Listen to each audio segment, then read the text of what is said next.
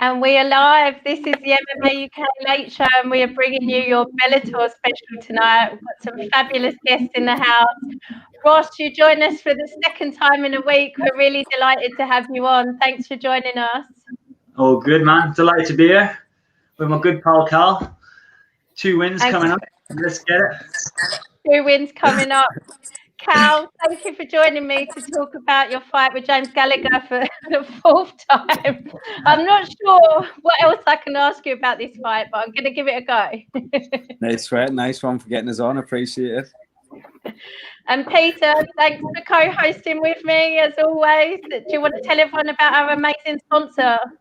Yeah, the MMA UK Late Show is sponsored by Fightful. Fightful is a supplement clothing company founded by martial artists for martial artists and all combat sport athletes. The aim of the company is to supply supplements and clothing of the highest standard to all fighters and warriors so they can train, perform, and win, just like these 2 bad motherfuckers are going to do in a couple of weeks. Oh, yes. All right, let's get it. That's a cool way to start, by the way, isn't it?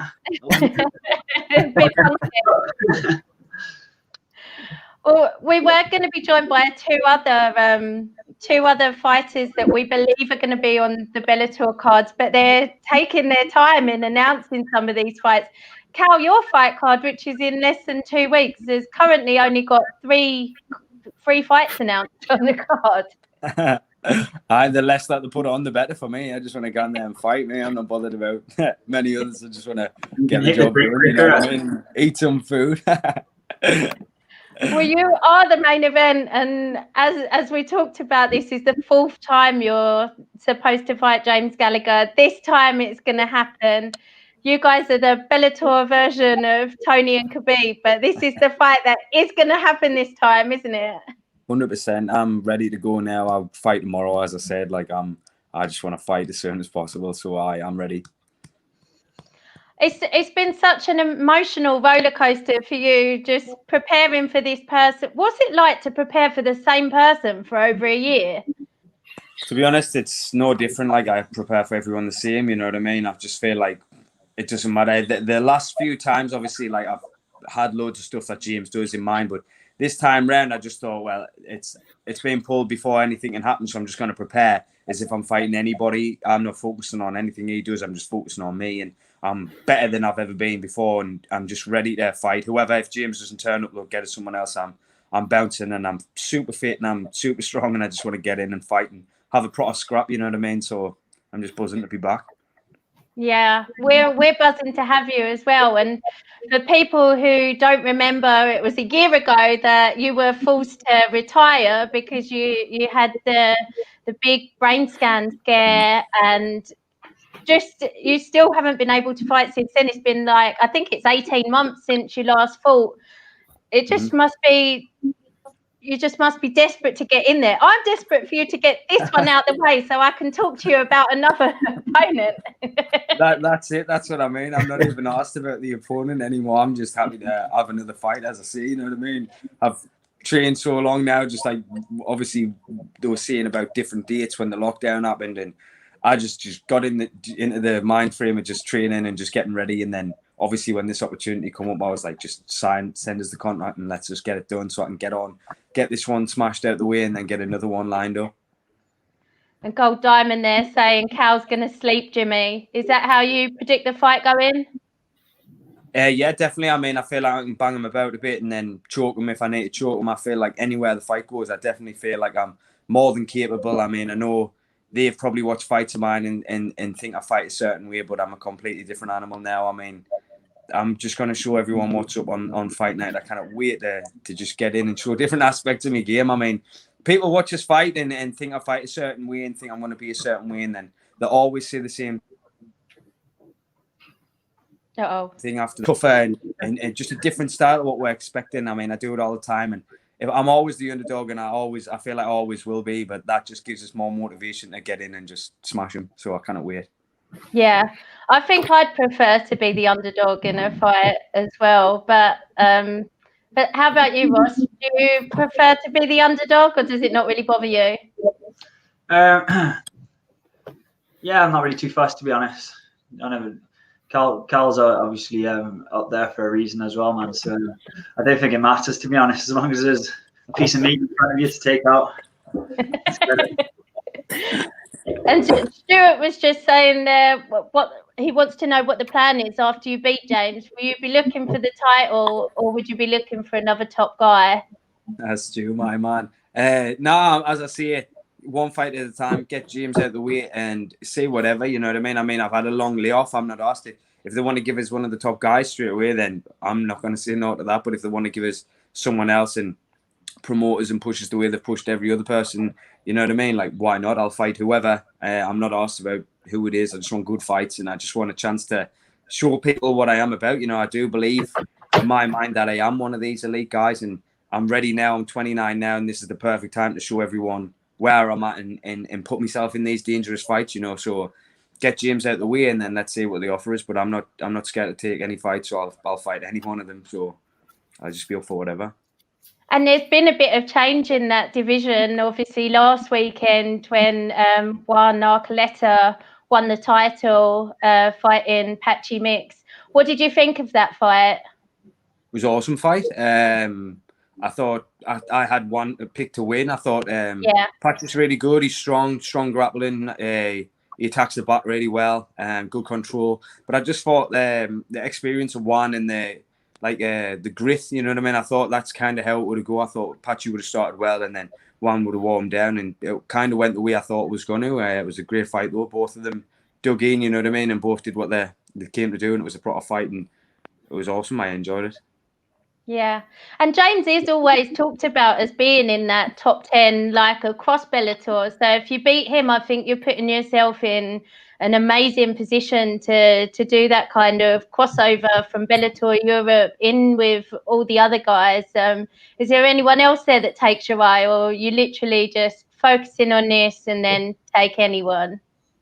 That's it, yeah, definitely. I mean, I just want to put some food on the table for my family. I'm not really asked who the fight is. I mean, get through James. And I mean, sometimes they do the shows on New Year's Eve in Japan with the cross to Ryzen. I mean, that's always, I just want to fight all over the world, you know what I mean? I just want to fight wherever I can, check as many places off my little list as possible. So if an opportunity to come over to do a cross one with Ryzen or something, maybe that would take it, you know what I mean?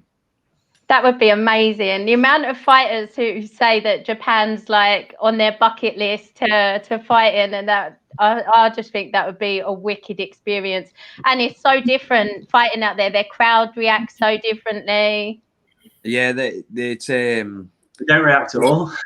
Yeah, different. It's like that's a way of respect, isn't it? To just be silent. Like a really respectful crowd. They're just happy to see people fighting. They respect the sport a lot. It's a different kind of audience, and I've always wanted to go there anyway and see what it's like. But I'd love to fight there. I mean, why not? You know what I mean? So see what happens. I mean, I feel like I'll be definitely talking about if I win this fight. So see what opportunities come if I do. You know what I mean? I'll be definitely keeping fit after this one and ready for a quick turnaround if someone pops up. So for sure. Yeah. And I think going back to what you said about not preparing like specifically for James, I think that's really smart because, as you said, you've changed a lot since the last time you fought. He's also been out a while, what with his back and everything. I'm sure he's planning on bringing a few new tricks and, you know, weapons in his arsenal. Mm-hmm. Yeah, definitely. I mean, for sure, that's it. As I said before, the fight's been took from us that many times now. I just, you know what I mean? If it happens, it happens. If not, get us something else, because I'm ready to go now, and I've killed myself this camp, and I definitely am 100% ready to fight somebody. So whoever turns up, I'll be getting in there and having a rough fight for sure, because I'm just ready to go, and that's the way I like to fight. I like to bring a pace, and I like to get in people's face, and that's what I plan on doing on October 3rd. Amazing. Well, good question here to both of you. You're both fighting cocky, arrogant fighters. Does that motivate you more to beat them? For sure. Ross, you want to answer that one first? Yeah. I guess so, man. It's just, especially they both got good big names in the Bellator division, so it kind of makes the not that it changes too much, but the stakes are a wee bit higher. You know what I mean? Just because we know that we can take the momentum that they've got and the hype that they've got behind their name once we beat them. So yeah, I guess it will be a wee bit more satisfying once we scalp them. Yeah, definitely. I mean, obviously, it's me and James have had some back and forth a kind of few times now, so getting to finally get some hands on him is going to be fun. But I feel just the same motivation is what I always do. I mean, it's more of a motivating factor, as Ross said, what will come from this if we win. You know what I mean? That's what's really, really pushing us on. I mean, it's like, I feel like there's different fights I could have in the division that are going to be just as tough, but I just feel like I wouldn't gain as much from that. Whereas with this fight, if I do smash James, then I will gain a lot from it. So that's what's motivated me mostly. And just obviously the layoff as well, like the fact to get back in. But definitely fighting an arrogant fight is going to be fun. You know what I mean? It brings attention to it, and it gets more people knowing who I am and seeing what I'm about. So it's just all positives, really. There's been some really genuine trash talk between you and James as well, hasn't there? Yeah, I felt offended about some of the stuff he said on your behalf. It's getting funny now. I'm just looking forward to just finally getting it now. So, Ross, one for you. How are you preparing for MVP's long reach and his kickboxing? I've brought in a few guys with that kind of background, you know, like the point style kickboxing, just to get a wee feel for it. It's quite like, you know, they're a bit quicker. They can cover a bit more distance than usual. You know what I mean? It's not like they stand at like boxing or tie range. It's kind of like they're out of range, and then they can like do their blitz attacks and all that. So I've been bringing in a few, not that many to be honest, but I brought in one guy in particular, Ian O'Hare, who's quite high level in that background. So he's helped me out a lot. And my main trainer partner is a young lad, Ross. He's only a 1-0 amateur, but he's like one for the future, man. He's really, really, really good. So I've been doing a lot of sparring with him and doing my trips away. To be honest, I've changed a few bits just to get a kind of like a feel for that kind of style. But to be honest, I've stuck to my guns because I'm undefeated. I usually go away for like a week down in Renegades or Calwa, and then I come up and I do the rest of my camp up in Inverness, and it's working so far. So if it's not broken, don't fix it. You know what I mean? I've got a good thing going, man. So I've got faith in my team and on our game plan, and we've got the recipe for the win without a doubt. Question here from Fake Mancunian. Do you think you would have had the UFC call up if you'd stayed where you were at Cage Warriors, I guess? Probably, but you know what? I was thinking about this the other day and someone said it. I think even if I did go to UFC and fought, say like Joe Bloggs on the prelims, even though Joe Bloggs would have been good, it wouldn't have been anywhere near the kind of like, you know what I mean, like headlining the first ever, you know, show in French history against MVP. A lot more for my career as a whole than fighting, you know, on a prelims on the card does. You know what I mean? And who knows what the future holds? Like Chandler, obviously, he's gone over to UFC since getting the belt. So once I get the belt, you know, we'll see what's up, and maybe I'll jump over and then smash it over there as well. Yeah. Also, I can't wait for this fight. So you said there you're the headline. I thought Congo was the headline. I wasn't sure whether it's because it's definitely the people's main event, that's for sure. But I didn't know whether it was because it was the first event ever in France, they'd made a Frenchman the headline, or what's the situation with that? My manager was like, yeah, you're the main event. And then the poster came out. I was like, oh, it's main event. He's like, nah, your main event. And then there's like, I think there's like a European, you know, like I think they did it in Dublin, the last Dublin card. American series and European series. So God knows, I don't care, man. As long as I'm fighting MVP, I'm happy. Well, definitely tell me the main event in like 20 years. So it felt like this fight was being spoken about forever, Ross. Like there were rumours about you going to Bellator before you'd left Cage Warriors, and there were rumours about you fighting MVP from the start. Was it always in the works, or was it something that started off as gossip and then became a kind of real thing?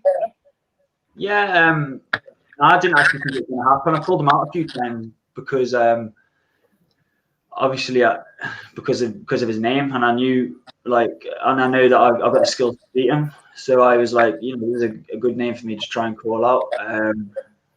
And hope that I get it, you know. And then I called him out.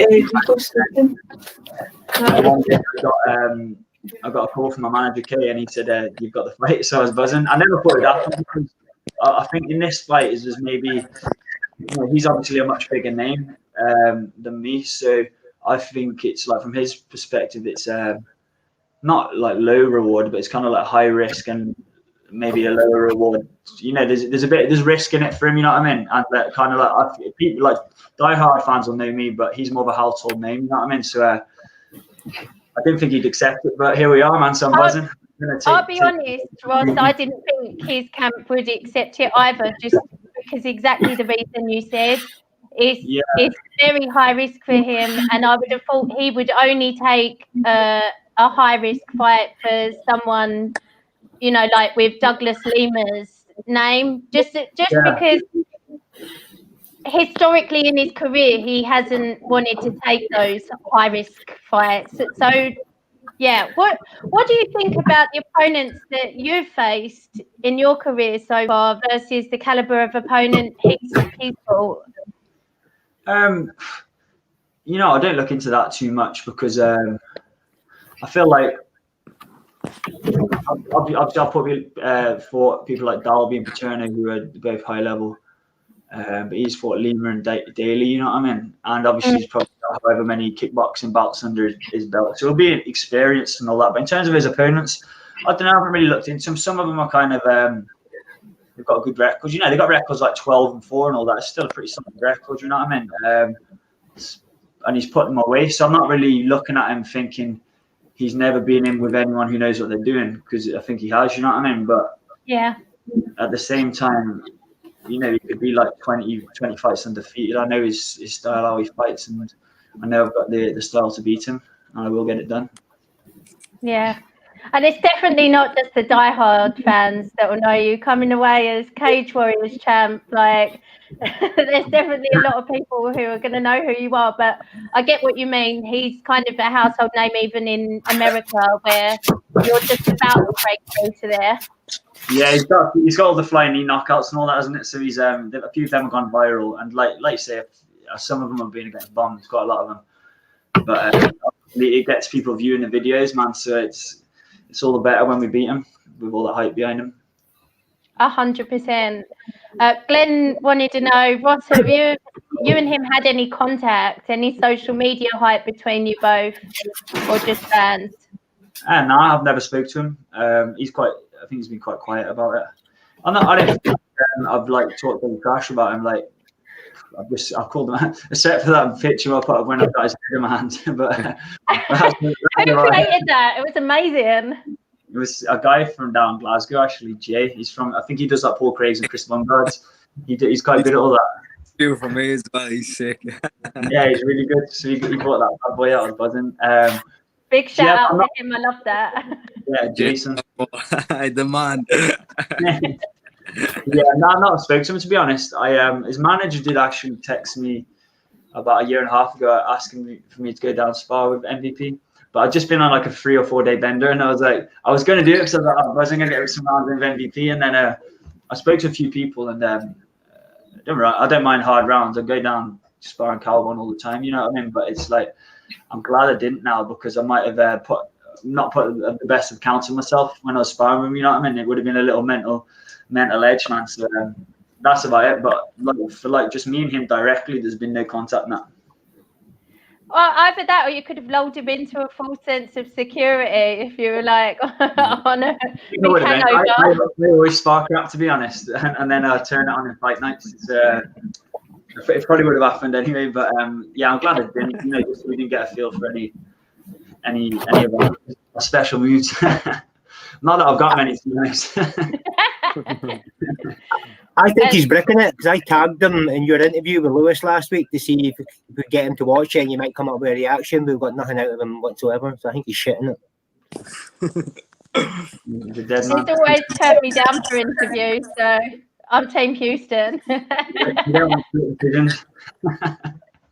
I would have been anyway. Glenn said it wasn't the Port Talbot one, was it? I take it he means the bender. Sorry, my signal went then. Say again. Glenn said it wasn't the Port Talbot one, was it?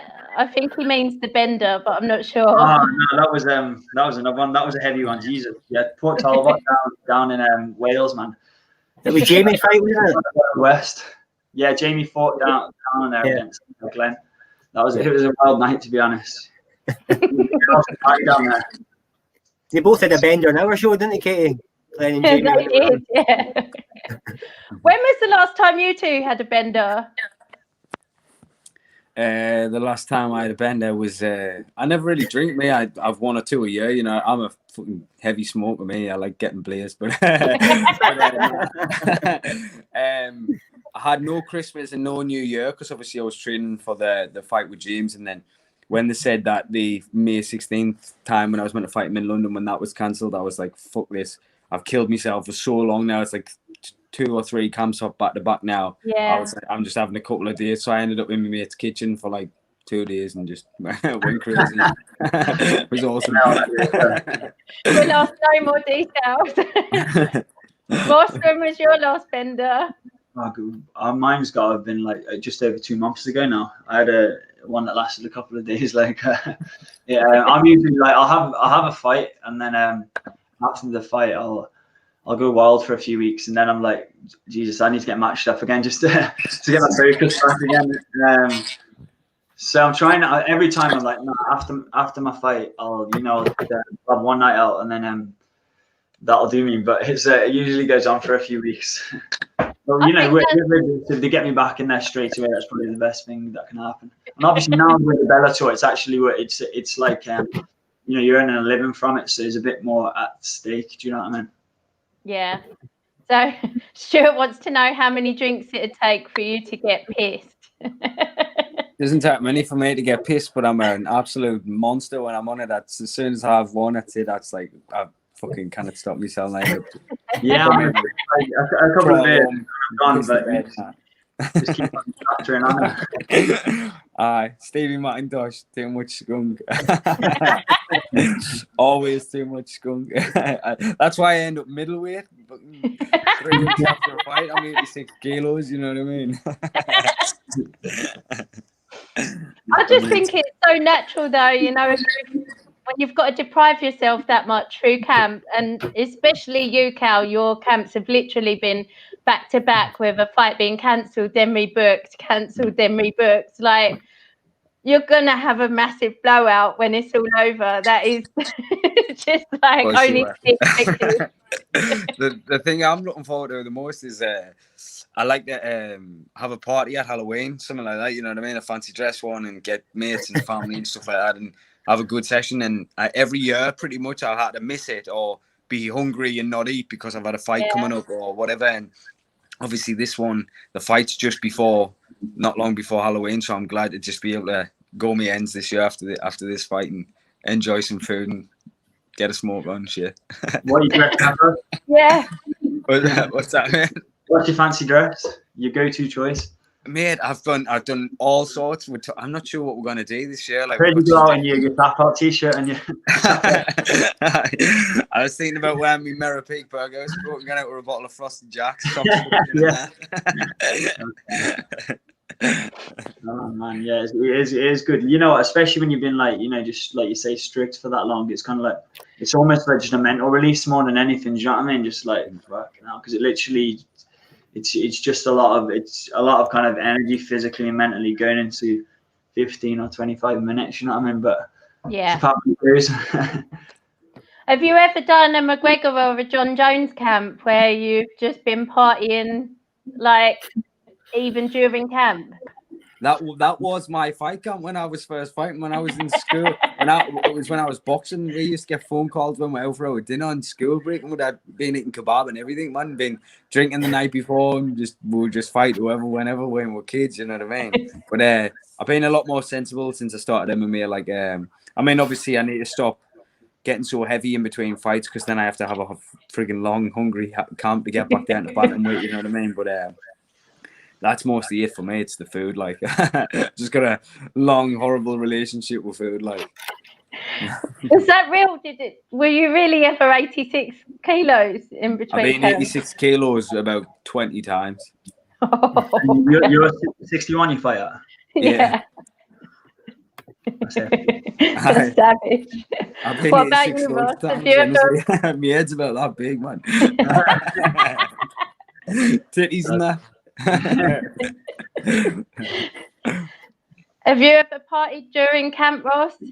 Same as Cal, to be honest. When I was an amateur, I used to like drink during fight camp, but that's probably the reason I took so many losses. You know what I mean?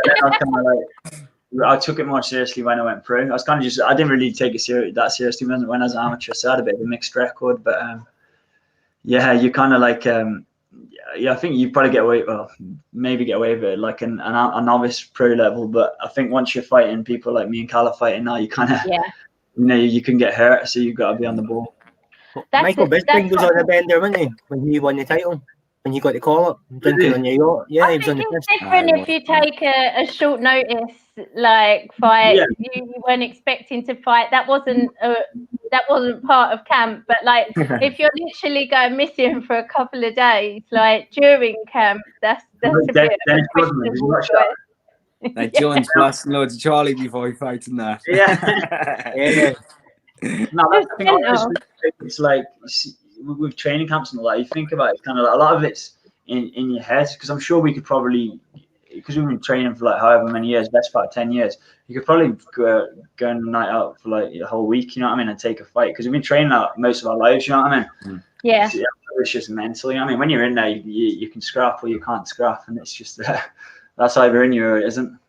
Definitely. Yeah, I think you're right. I think when you get in there mentally, you need to know that you've done everything that you possibly could have done, because the other person, could have been doing everything possible. It scares me when I talk to some of the amateurs now who just treat their amateur career like they're pros, and they never drink, and they just like are training a million times a week. Like, you just think, what are they going to be like when they're kind of your level? It's scary. I think you can burn the candle out too soon though, if you stay at amateur. I see a lot of amateurs and they're kind of like, and it's good, is my opinion. Like, they have so many amateur fights and they've done weight cuts and they've been amateur for ages, and then you kind of like, they're not even like at the stage where the wins or losses mean anything. You know what I mean? So I think some people stay amateur for too long, but it obviously is different circumstances and situations. Everyone's different, but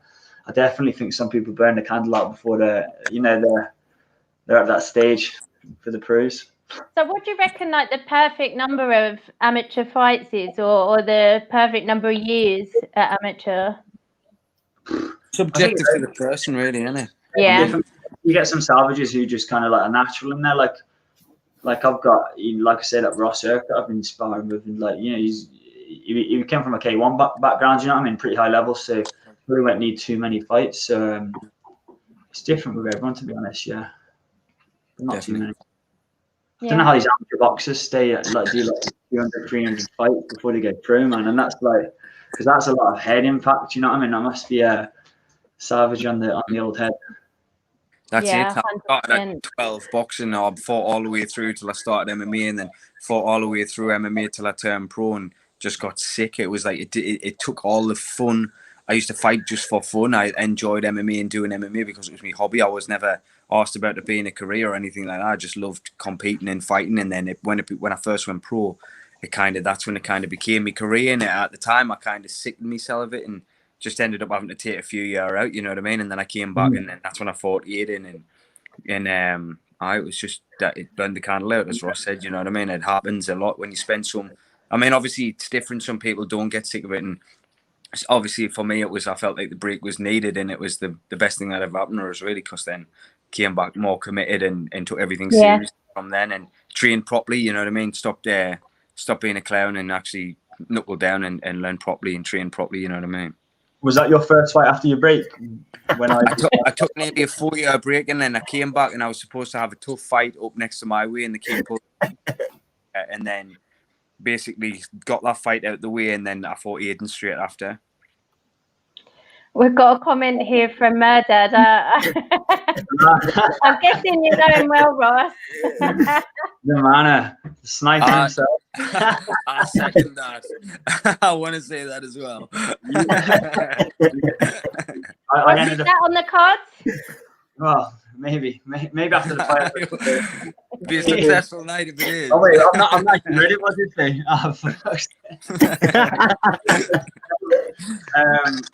He's got an infamous page called the Sniper Fist on Instagram, and I ended up on it today, so it was a highlight of my career. I haven't seen that one yet. I'll check it out. Yeah, maybe. Brace yourself. Look at it. His Instagram never fails to give me a chuckle. My dad, you're a sick man, and we love you. Cal, you've pretty much answered this, but have you guys had to cut much weight before your fights? I guess, like, have you had any like nightmare cuts? If you cut all the way through camp, do you still have to cut a lot on fight week, Cal? I did it. You'll remember me, man. That's the worst one ever. Yeah. I went to train at All Stars for a little bit, and I came back and I was fucking just absolutely ruined my weight cut. And it was just before I fought Nathan Grayson in my Bellator debut. And I mean, I woke up last Wednesday lighter than what I was the morning before the weigh-in when I fought Grayson. Man, I woke up 69 kilos that Thursday morning. I was weighing in on the Friday morning. I woke up Thursday morning 69 kilos, man. Honest to God, it was absolutely savage. I cut me water, did a kilo that day, and did like 7.5 in the bath or something, man. It was absolutely brutal. It was the worst cut ever. And I just literally, I was just so willing to die in the bath because I was like, I'm not making it through all these fights, fighting on the other side of the world for pennies to come to Bellator and have a fight against the Cage Warriors, like Cage Warriors world champion at the time. Yeah. To miss weight, you know what I mean? I was like, I'll die in this bath if I have to. It was 8 baths and 8 20-minute baths and 8 20-odd minute wraps, whatever it was, and by the end I had to get carried to the scales, but I did it. This is a good time so to much shout better. out Dean Kirk. Let's give Dean him a big shout out. My man, he's with us. He got us through that and doing me cut now, and obviously this time we're flying. You know, if you see me Instagram post, I look like a friggin' racing snake at the minute. I'm good. And even though he's Cal's nutritionist, he doesn't advise him to get up to 86 kilos in between. He's helping us this time. He's going to help us stay light after this fight. You know what I mean? So, Mark Ross wants to know, Ross, when are you going to smear Shimaev in the UFC? What? I'll let someone else take care of that right now. MVP. I think Aidan Stevens shared his finish earlier today, and he said you can't pay me enough to take him on. So. Yeah. He's some right hand, that wasn't it? Jeez. Yeah. That guy was slow on the blocks there, man. He needs to be switched on, wasn't he? Kind of looks sluggish as hell. He looked hesitant and kind of not up for it. He ripped it before he even started, didn't he? Yeah, it was a shame. I do want to see him kind of take, like, not miss any steps up in competition. Even if he does it really quickly, I think it would just be a shame if they throw him in there with people are talking about Leon Edwards, and I just think that's just I feel like that's missing out a few steps on the way. Next, isn't he? Mario wants Mario. Yeah. I'm pals of Leon. Like, I think he's getting, because he's obviously not as fiery on the mic as some of them. You know, he's getting a rough end of the stick. But I just wish he'd get that Masvidal fight, because he's a savage, Leon. You know, but you know, the fans are fickle as anything, man. You know what I mean? And once Masvidal obviously does anything, everyone kind of like jumps on the bandwagon. You know what I mean? So that was just a bit of an unfortunate incident for him, wasn't it? But, you know, when it's in the cage, man, I think he'd smash all of them, man. I think have you got any inside info on that? Who do you think Leon will be fighting next? Because it feels like they all get matched around him and there's no one left. Leon called out Colby right after the fight. I don't think Colby's responded yet. I'd like to see him fight Gilbert Burns again, me. I think that's a good fight as well. Oh, that'd be epic, yeah. It's a good fight, isn't it? Darren Stewart's mom's in the house again. Hi, Veronica. So, I don't know if you guys watched Darren Stewart's fight last night, but the results, like, it was so he lost a split decision to Kevin Holland. Kevin Holland went straight up to Dana White afterwards and said, "I didn't win that fight. I didn't win that fight." And Dana said, "Well, you and I aren't the ones who decide that." And he said, "Well, I want to run it back." So I thought that was a really honest and just like respectful thing to do. And he's Imagine such a fun person, isn't he? like, all right, we'll take away the win bonus. I was just about to say, I should have know, at least so- sent more for that then. Just your honesty, we'll keep half the first. He's like, wait, what? I thought it was the fight of the night as well. So I was really disappointed that they didn't get the fight of the night bonus. So I think it would be a really big gesture if the UFC paid Darren his win bonus, because for them it's nothing. I know they don't really do that kind of stuff these days, but I just love him. I think he's a great fighter. Just really represents us well. Like, loves his family. Yeah. Just there's nothing not to love about him. So yeah, I would really love it if the UFC put their hand in their pocket and paid him that bonus. But going back to your fight, Ross, I was trying to work out who you might get if you didn't get MVP, and I kind of for a while thought that you might get Paul Daly, and that's still a fight that I would love to see at some stage. Would you be up for that? Yeah, why not? Full day. Someone actually tagged us in it before, and I was like, there were people talking back and forth, and a lot of them were like, "Oh, Houston will get smashed." Obviously, I know Daly's a badass and all that, but I was just like, listen, I'd love to have the fight, but I've got mad respect for him, you know what I mean? Because everyone loves Paul Daly. He's like an OG of British MMA, isn't he, man? So, of course, man, I'd jump on the opportunity, man, a chance to fight, a legend of British MMA, man. So, why not? I was meant to fight bloody Lima in June, wasn't I? So that would have been a good fight because he's just steel hooked John Fitch in the second round. He's pretty deadly when it hits the mat. So I was kind of thinking that would maybe get rescheduled, but I think with the whole Corona thing, it's tough to get over to the States just now. So that's why it was kind of like, they gave me MVP because it was a bit of a limited selection of people. It's also what you asked for, wasn't it, Ross? You were shouting for that one as well. Yeah, I was asking for it, man, and like that's what people need to remember because a lot of people are like, oh, he's gonna get smashed and this and that, but it's me who asked for the fight, you know what I mean? Because I know I'm gonna beat him. I wouldn't ask for a fight with someone else I think is gonna smash me, you know what I mean? When you say that though, boss, I think that's people who don't know you. As you said, it's like it's the European fans and the Cage Warriors fans and the people who know UK and European MMA who know who you are. Other fans are just used to seeing MVP fight cans. There's probably a better way of phrasing that, but they're just expecting, because they don't know your name, that you're just another person put in front of him for him to beat. So I don't think that's people who know you and have seen you fight who are saying that, and that's why I think you're the underdog technically in this. Yeah, of course. It doesn't faze me in the slightest. I just thought it was funny more than anything, but I guess it was my first taste of kind of like a high profile fight which had a lot of eyes in it, you know what I mean? So it's just quite interesting. But the good thing is, because there's that many casuals watching it, then casuals are gonna, whether they want to see MVP win or whether they want to see him get knocked out, they're gonna become my followers and my fans after, you know what I mean? So it's gonna increase my stock. Yeah, 100%. Christopher Andrew wants to know when you're coming up to Scotland, Cal. Well, actually, I've just been speaking to my mate Bundy. He's just got a camper van, and I think we're going to get Stevie McIntosh and Craig McIntosh. I think we're talking about doing a little road trip, so hopefully, as soon as my fight's done, like that, so hopefully get up to Scotland then. I love Scotland and got a lot of friends up there as well, so I'd like to get up there for sure. You need to swing by if you come up to the Highlands, man. I would love to, for sure, mate, definitely. I was supposed to pop up and train with Shea Montague not that long back. Ellis and a couple of lads came up, but I couldn't get up. I had some stuff I needed to do with my dad. But I, as soon as I get the chance to do that as well, I'd love to come up and bring me gi as well and get some grappling done for sure. Yeah, man, that'd be class. Shea's a savage, isn't he? He's a beast. He's the bendiest fucking human being alive. He's a fucking elastic man. Just so bendy. It's unreal. I know. Sick, so good, man. Honestly, so good. Well, there's now a load of Scotsmen in Bellator.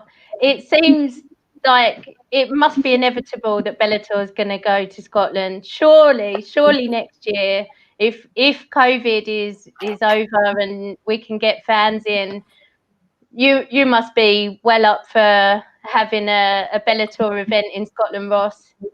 Yeah, absolutely quality. You know what I mean? Because I've had a lot of a lot of support over the years, and like my fans and all that, and the support. I've travelled to like Wales and Liverpool, London, and all that.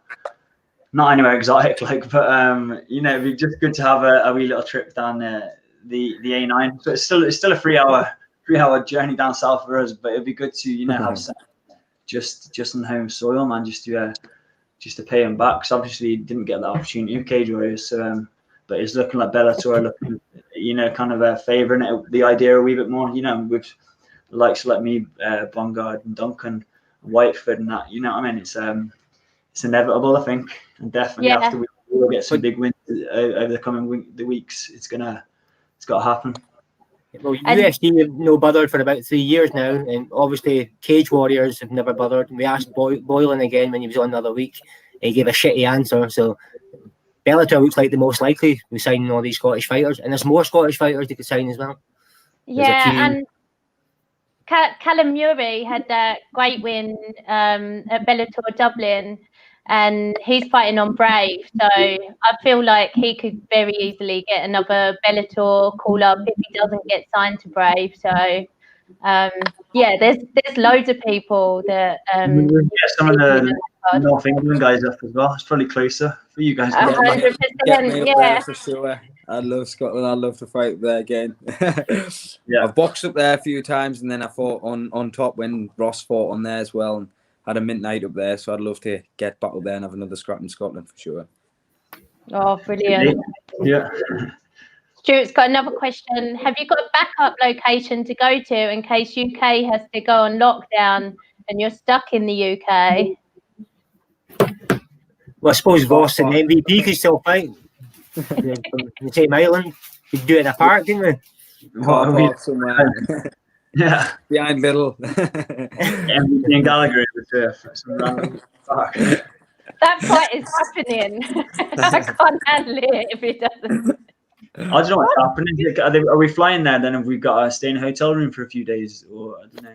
We get tested. At first, I thought we were gonna have to stay in the hotel or in your room all week and get room service, but you get there and get tested, and apparently it's just the one day till your results come back, and then you're free to go, and then you get tested again just before you fight. Apparently, can you leave the hotel after get tested? Apparently so. Apparently once you've been tested, I'm hoping so. Like, because I'll lose the plot if I'm stuck in a hotel room. France have tests now that you know within an hour. Them in China have got the quickest test, so if you're getting that one, you'll know within an hour. No, nice. Cows in Italy though. He's like a week or two.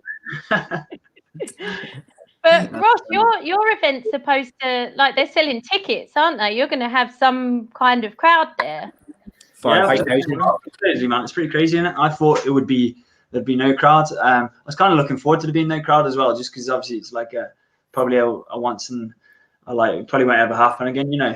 That might happen, Ross, because France have got record numbers. I think it was over 13,000 cases of the coronavirus today. It was 10,000 the other day, so they might stop the crowds. Yeah, that number keep going up.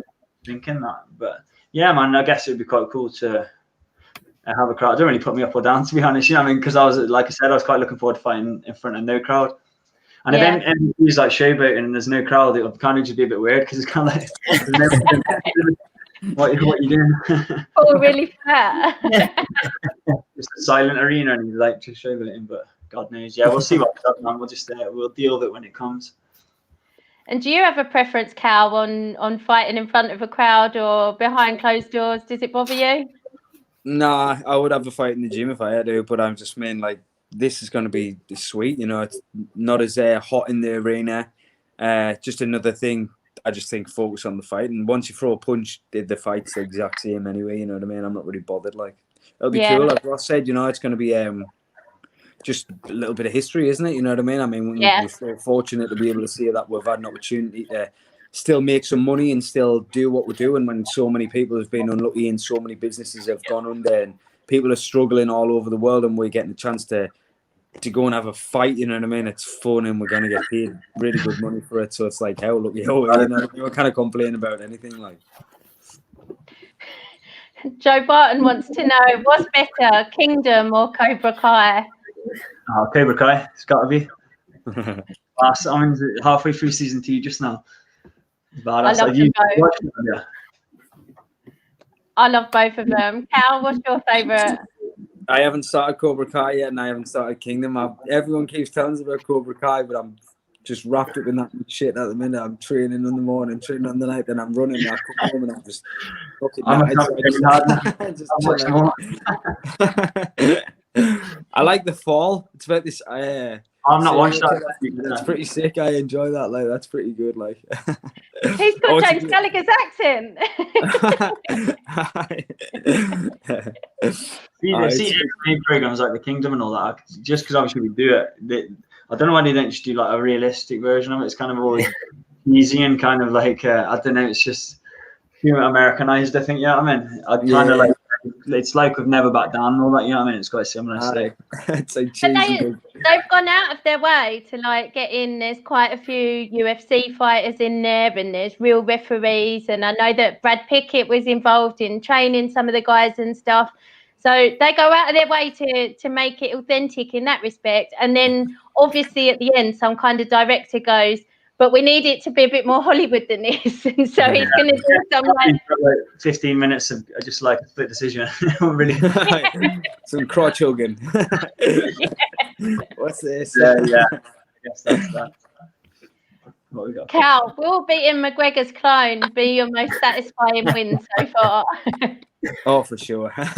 For sure. It'll be special for definite. Like, I mean, I've had some wins where I've had to dig deep and get through, and they've all been special, you know what I mean? I mean, as Aiden, everyone knows, Aiden, that was a special one for me because I had such a long layoff, and one of my coaches, Ellis Younger, he's competed against Aiden twice, so I knew he was super high level grappler, and I knew he was so tough, and I'd watched these fights, and I knew he was an athletic specimen. So to get through that one after a long layoff and then get back in and have the fight I did, and then to pull a win off that was a super special one, and I've got all the respect for him in the world now, you know what I mean?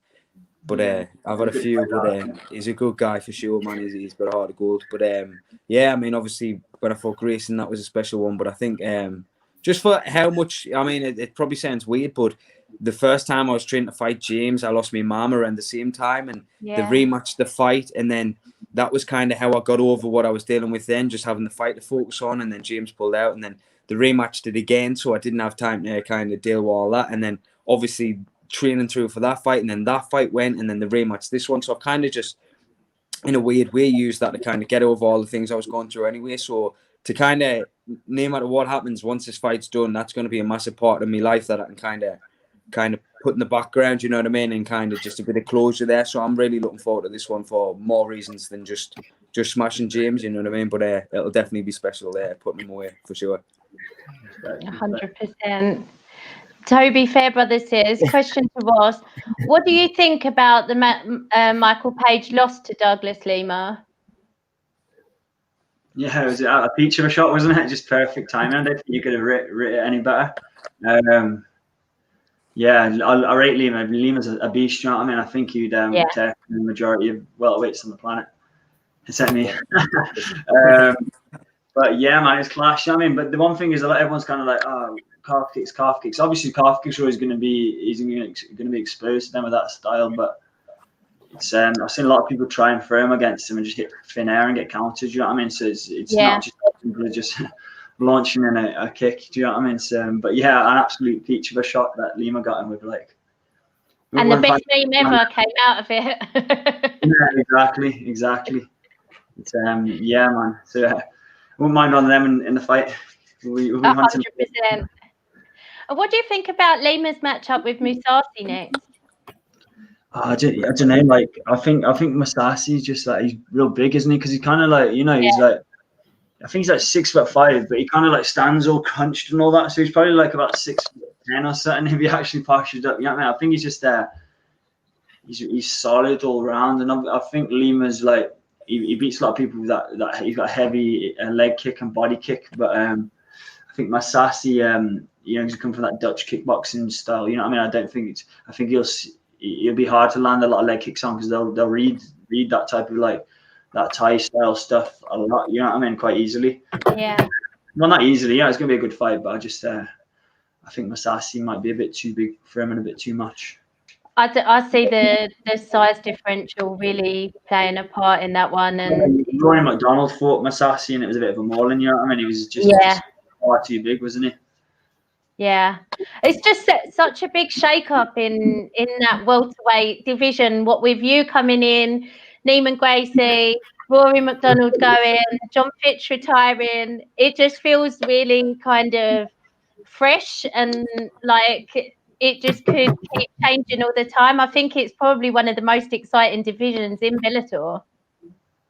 Yeah, without a doubt. That's why I chose him, because we were speaking to like a few promotions like KSW, One FC, and Bellator and all that. But I think like the one thing that drew me to Bellator was just the welterweight division and the depth of it. Because I always want to fight like to the top names, and I saw a few names in the Bellator welterweight division that was like, you know, I'll beat that guy, and then it's gonna put me on an international level, you know what I mean, and get my name out on the world stage. And you know, comparing that to like One FC, and One FC's obviously got some beasts there, but it's kind of a different market, isn't it? It's like the eastern side of the planet, whereas I've made a name in like the Western world, you know what I mean? So yeah, thought may as well just carry it on through there, and especially the weight cut and all that. It's kind of like I've had success cutting weight, being a big welterweight, and I just thought, you know, stick to what I've been successful with. Yeah, I definitely see that for you as well, Cal, with that, you know, making a name off of this fight and being able to move into the other side of Bellator is just, I think it makes a lot of sense. Evolution of Combat want to know what your favourite fight was from their show last night. I know you had a teammate on the card, Ross. Who? Is Jamie McDonald not your teammate? Oh, no. Nah, he's not with us anymore. Was I meant to be cornering someone? No, Jamie, he used to be with us. He's not with us now. But yeah, he had it. I saw his fight, like, and I feel sorry. It was a tough matchup, like, and I think if he sticks at him, man, he'll do well, man, because he's got a lot of potential. Because obviously, I've trained for him for a long time, and he's a beast. It's just kind of they're very tough opponent, didn't he? Yeah, it's similar to me, man. I think like amateur, you've got to learn the ropes, stick at it, and I don't think it'll be long before he starts racking up the wins, man. So I wish him all the best. He's not with us anymore, but it is what it is. Time's a healer. Not bothered anymore. John Clancy's submission was nice. That was fun. Oh my goodness, that was so cool. Every time I've seen him fight, it's not sure until I put my foot in it, boss. Sorry. Clancy Conda. The Clancy Conda, or the bug. It was sick. It was sick. Every time I've seen him fight, he's looked really good. Yeah, and like the commentator said it as well, but just he has not got a body of somebody his age. No, he's a monster, isn't he? I missed the finish though. I think the stream stopped working. Yeah, there was a few issues with the pay-per-view stream. There's actually going to be an announcement very shortly, which I've just been handed.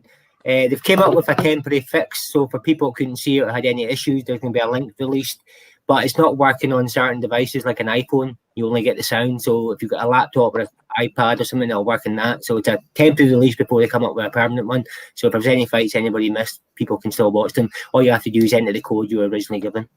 So they're making progress, but it's still not perfect yet. So go back and watch. Scott Malone got back in the win column last night.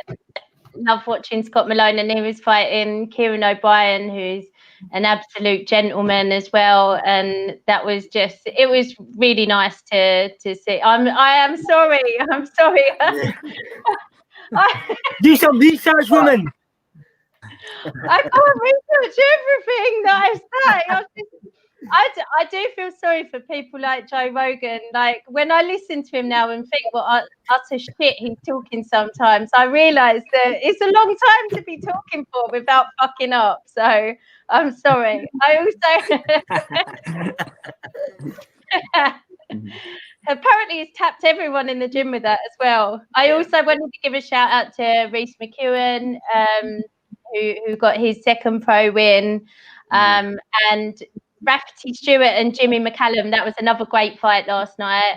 Very close decision. So well done to everyone on the card. And yeah, if you didn't get to see them, go back and use your code and try and get in again, because it was a really good card, wasn't it, Peter? A nice win for Kevin McLean as well. He was grappling before, and he's a savage, Kev. Like, I've been around a few times, man. He's shit hot. And like say, Rhys Mckeown, he's I think he'll take some stopping, to be honest, because he had some decent amateur experience. He's got a connection, do you know what I mean? So I think he's got a bright future. And like you say, it's good to see Scotty getting back into the win column as well after he had a rough run of opponents, you know, in his last couple of fights between Jack Shaw and Jack Cartwright. You know what I mean? Yeah, definitely. Scott Malone, that's a possible Bellator. I'd like to see Scott in Bellator. That would be a good one. I've said this. I've even got the perfect fight. I want to see him fight Mike Hecandeo. Those two, yeah, I thought that those two were going to fight in Cage Warriors, and I just think that would be a really good fight in Bellator. I'd love to see it. Bantamweight, or is he changed? Is he a flyweight now? Bantamweight, I think, is he? Yeah, both bantam. Yeah. He's a big lad as well. He's quite short and pinch in the last Instagram photo I saw, but you never know out of camp. So yeah. Stuart was saying that he thinks I might have had a bit too much wine. I am sorry, especially being all the way down south. I don't know all the politics of what goes on, Stuart. So she can't handle a drink like Carl. Oh, I cannot handle it. I'm an absolute mess, but I just drink a lot. If I drink, I can't. So was there anything else that you wanted to talk about, Peter? I think that was it. As I say, evolution of comp. Rhys Mckeown's another one, possibly Bellator, Cage Warriors in the future as well. I think he needs a step up in competition as well. He's probably an experienced opponent, but I think we all expected the result that happened. So he's another one. I think the future is looking bright for Scotland, especially if Bellator come next year. That would be a good one as well. If Evolutions of Combat ever want an extra judge, I'll make the trip up to judge that, because the show looked canny like last night. I seen a few good. Looked like there was a few good fights, like definitely. I actually really like that venue. It like a cowshed or something. It looked like horses. There was an equestrian centre, so yeah, it was cool. But there was one guy, I can't remember what fight it was, and he'd obviously fallen off the floorboard thing, like walkway on the way there, and one foot was completely covered in mud. That's the foot you should have been kicking him with, for sure. Good experience fighting on shows like that. 100%. This is a good question from Toby Fairbrother. Your predictions for Edwards Van Steenis? That's going to be a quality fight. I feel like, obviously, I'm a bit biased because I'm pals with Fabian, but I feel like, you know, because Van Steenis he trains a lot of Masasi, doesn't he? Kind of like he's a banger, you know. He's got heavy hands and that, but he's quite static, you know, like the Dutch style, you know, kind of just stand in front of each other, like banging the shots and all that. And I know Fabian's he's a good mover, and he's got good feints and sets good traps, but he's got the power behind him as well, you know what I mean? So I feel like Van Steenis is like loaded and he's just ready to swing.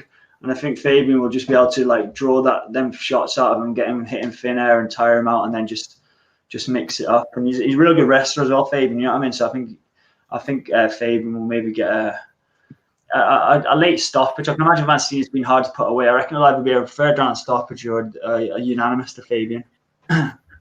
Yeah. I feel like as well, Fabian's got so much hype behind him and so much kind of expectation on him that if he doesn't get the finish, people are almost disappointed in his performance. Do you ever feel that, Ross? Like there's kind of I think it's like because he's known for like the flying knees and all that, and obviously he's not. Yeah. But people need to understand it's not like. Here's the thing, is because it's kind of like with my career. I think there's a few people like, oh, he hasn't got enough finishes and all that, but it's like I was like. See, when I was like 1-0, I was asking for people like, and I made some respect. I was asking for people like Lou Long and all that, and I've always like I fought far above like my experience level, my record and all that. And maybe there's a few fights where I should have finished people, but it's like I see people who've got like a 9-0 record, and then they've got like 5 knockouts, but it's looking at who they've actually knocked out. Do you know what I mean? Because it's kind of like one thing knocking someone, but it's like who you're stopping. Do you know what I mean? It's so you got to look at that, and that's why I'm back to Fabian and all that. It's you know, obviously, yeah, people want to see the finishes, but he's fighting against a world class fighter as well. Do you know what I mean? So it's it'd be, I could quite easily see it happening, but it's a lot easier said than done. Yeah, agreed. Yeah, any final thoughts from you, Peter? Yeah, Ross, do you know what channel you're fighting on? Carl said his is on Channel 5. Is yours a Sky Sports? Do you know? Yeah, I think it's a Sky Sports and CBS. A bit annoying, to be honest, because it would have been easier if it was just on Channel 5. But I'm not sure what the script is. If they're kind of like their deal with Channel 5 is maybe ending after the Milan shows or something like that, or maybe because it's kind of like, I don't know, an American like kind of connection to the show in Paris or something like that. I don't know what the deal is, but I know it's Sky Sports 1 and CBS for mine, but I think the Milan ones are Channel 5. Yeah, the problem with Sky Sports is it's always 2-3 in the morning. They black the fights out, so we don't get to see them live, and then they show them at 3 in the morning. So I'm hoping it's not like that for this one. So we don't. I heard him say that this CBS deal was going to be live, was going to be real time. CBS will be live. Yeah, American time's okay. No, I know that the fights are going to be real time, like shown real time. Like since they moved from Paramount to CBS, the CBS were going to allow them to be shown real time so that people can stop cheating the system, I guess, Peter. Yeah. CBS has got I looked at it and it's like you can get it online. It's like a 3-month free trial as well, so you'll be able to. There you go, Mark. Mark, who's moaning about 25 for Sky Sports. You can get it online. It's a lot easier if you just say it's on Channel 5. It saves all the hassle. It wouldn't be Bellator unless we had to find 15 different ways to watch it. What the deal with them? It's like some of the things they do, like in terms of how the shows are run and how they're aired, you kind of don't know who's fighting, man. You got to keep flicking between things, haven't you? Keeps us on our toes. Chris Emmanuel said he can't wait for you to end the hype train, Cal. Chris and I never agree on anything, but we agree on Chris, mate. In the bag. I'm going to put him away there. Thank you. Chris always picks against the hype train. Remember, he picked against Jack Shore as well when she got buried. Oh, why are you trying to get him in trouble again? I'm sure you'll get me back tomorrow night when he does the Cage Warriors prediction. Yeah. Is that this weekend? Is it Cage Warriors? Yeah, so Thursday, Friday, Saturday. Thursday, Friday, and Saturday, like this week. So, yeah, 3 Cage Warrior shows, 4 Bellator shows, 2 Brave shows in about 10 days. So, yeah, it's epic for the fans. Do you not think it's weird? Like, I don't. Is there like certain dates that fight shows have to book for? Because it always seems like nothing, and then there's about like 10 shows on the same weekend, and it's a bit strange, isn't it? Probably just competition, and it's like they'll probably hear that someone's going to put a show on, then so they think, fuck that, we're going to put ours on and try and get that fucking hype. You know what I mean? Bellator originally was going to be this Thursday as well, clashing with Cage Warriors, but they moved that. But their Saturday show will still clash, won't it? Mm-hmm. The 26th, they're both on. So, Cal, you're on this Saturday, Cal, or the Friday? Mine's a Saturday, mate. There's one on the 1st, which is the Thursday. Then the Friday away win, and then we fight the Saturday. So there's like 2. Friday, What's that, sorry, Ross, mate? Fabian's on the Friday and you're on the Saturday, is it? I think Fabian's on the one on the 27th, isn't he? Or is he on the 1st? I think he's on the 26th. 26th. There's the 26th, the 1st, and the 3rd. He's headlining that one. Then you've got Paul Daly is the 1st. You're the 3rd, Cal, right? Mm-hmm. Yeah. And then you're on the 10th of October, Ross, right? Yeah, it'd be a good week or 2. So yeah. But yeah, we'll get together all of the details of how to watch you both and make sure everyone knows how to watch. I'm gonna try and get out the front so I can see the fight for sure. I was seeing. Have you got quarantine after the fight at all?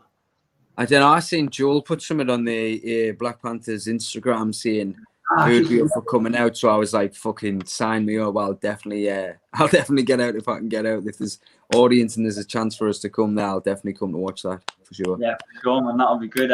Be friendly faces there. Aye, definitely, mate. Oh my God, that's right, actually. So Cage Warriors and then Edwards for Bellator is just before 253 that night. So if anyone fancies a really quick session, yeah, you can do the lot. Might have to take the day off work and sleep all day. But it's going to be epic. I can't moan because we've had such a long time of no shows at all. So I'm sure you guys are super excited to be back in there. And yeah, I just can't wait. Can't wait for both of these fights. Guys, are there sponsors that you'd like to shout out, or anyone from the gym? Sorry, I'm just calling you in the Just TFT, MMA and Northeast Jiu-Jitsu all the way. Andrew Fisher and all the lads, and Ellis Younger and all the lads have me back all the way, like, so I owe them big time. But all my sponsors now are the others. Too many and I forget one and then I'll get hated by that one. So just massive thanks to my sponsors. Yeah, just shout out to the HMAT boys, my management Black Panther, conditioning coach Ian Finley, Cam Cheng, Ross Circuit, Aiden, Mitchell. Who else I forgot? Nah, that's about it. So yeah, and obviously all my sponsors and all that. I won't go into it. Carl, it's quite tactical just to say that, isn't it? Yeah, cheers for everyone who's rooting for me as well. Let's get it done. Let's end the hype trains. I'm so excited. I'm absolutely buzzing for all these cards. It's going to be amazing. Peter, do you want to sign off? Yeah, just to say we're looking forward to Ross and Carl's fight. Two massive fights. Obviously, the Carl one, we've been waiting a very, very long time.